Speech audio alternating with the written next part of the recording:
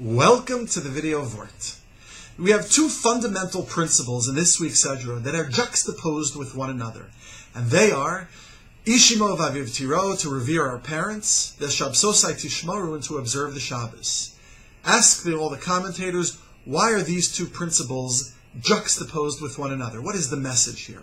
Rashi famously teaches that we must have supreme reverence for our parents, and even more so for God himself. And should those two ever come in conflict, where the respect for our parents demands that we show disrespect for God, the respect for God supersedes even the supreme respect that we must have for our own parents.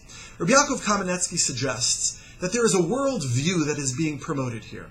There are two ways to look at our past, those who came before us, our parents, grandparents, and all the generations before us.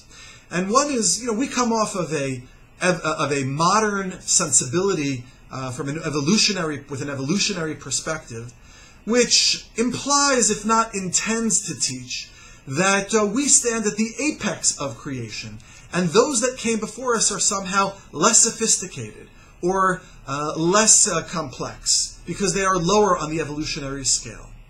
However, he suggests that from a Jewish perspective, if not scientifically, at least morally and ethically, we could argue this point, that we do not stand at the apex of the evolutionary of creation, but rather that apex is back at ground zero, at point zero, where God created the world. Sheshas yamim tavod, 6 days you should work, and on the 7th day you shall rest, to remember zecher l'ma'aseh bereishis, to remember the point of creation, that God created the world.